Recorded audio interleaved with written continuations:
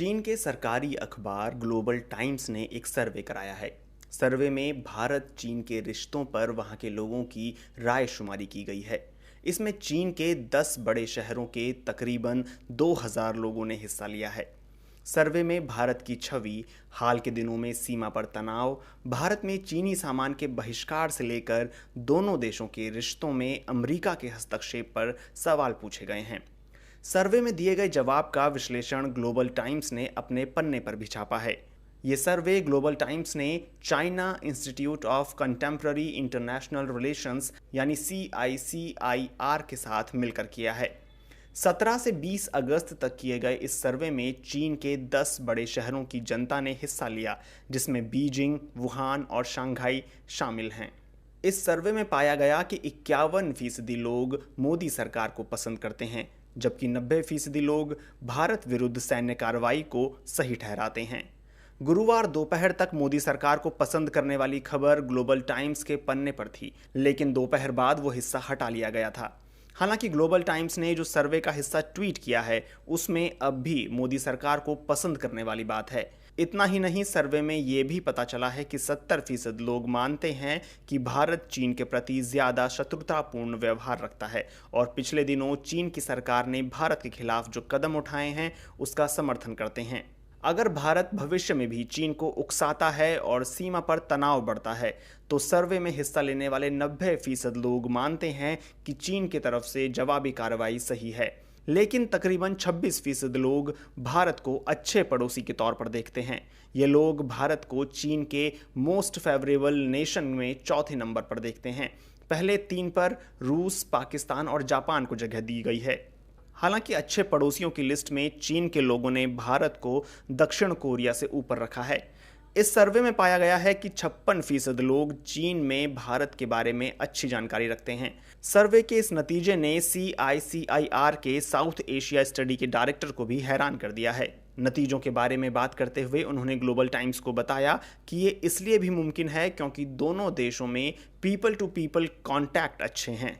सर्वे करने वालों को लगता है कि इसका मतलब है कि दोनों देशों की सरकारों के बीच जो कुछ चल रहा है, जनता उससे बहुत ज़्यादा प्रभावित नहीं होती और अपने स्तर पर भी रिश्तों का आकलन करती है। साथ ही ये भी पता चला है कि चीन के लोग अमेरिका और यूरोप के देशों के बारे में भारत की अपेक्षा ज़्यादा जानकारी रखते हैं। भारत के बारे में भी ये बात उतनी ही सच है। इस सर्वे में लोगों से ये सवाल भी पूछा गया कि भारत के बारे में एक छवि जो उनके जहन में सबसे पहले उभरती है। तकरीबन 31% लोगों ने इसके जवाब में बताया भारतीय समाज में महिलाओं का निम्न सामाजिक स्तर। 28% लोगों का जवाब था जनसंख्या में भारत दुनिया में दूसरे नंबर पर है। तकरीबन 22% लोगों को भारत के बारे में सुनते ही सबसे पहले भारतीय योग का ख्याल आता है। इस साल मई महीने से ही भारत चीन के बीच लद्दाख सीमा पर तनाव की स्थिति बनी हुई है। 15-16 जून को लद्दाख की गलवान घाटी में LAC पर हुई झड़प में भारतीय सेना के एक कर्नल समेत 20 सैनिकों की मौत हुई थी। इसके बाद से ही दोनों देशों के रिश्ते तनावपूर्ण बने हुए हैं। सीमा पर तनाव कम करने के लिए दोनों देशों के बीच सैन्य स्तर की बातचीत चल रही है, लेकिन अभी तक बेनतीजा ही रही है।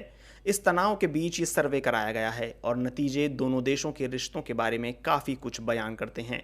तनाव के बीच भारत सरकार ने 50 से ज़्यादा चीनी ऐप्स पर पाबंदी लगा दी और कई सरकारी ठेकों में विदेशी कंपनियों के हिस्सा लेने के लिए नियम सख्त कर दिए। भारत सरकार के दोनों कदमों को दोनों देशों के रिश्तों पर करीब से नज़र रखने वालों ने चीन के साथ बिगड़ते रिश्तों से जोड़कर ही देखा।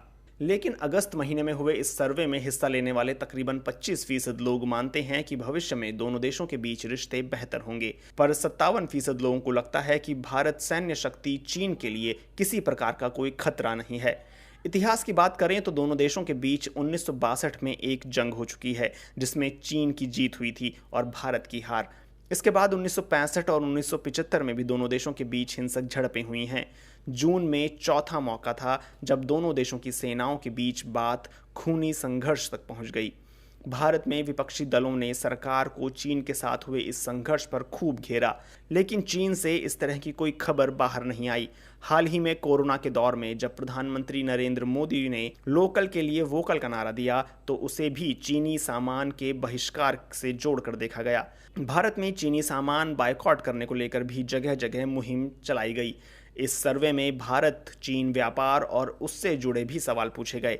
35% लोग चीन में इस बात से खफा हैं और मानते हैं कि चीन को भी भारत के साथ वैसा ही बर्ताव करना चाहिए। 50% लोगों को लगता है कि भारत आर्थिक रूप से चीन पर निर्भर है।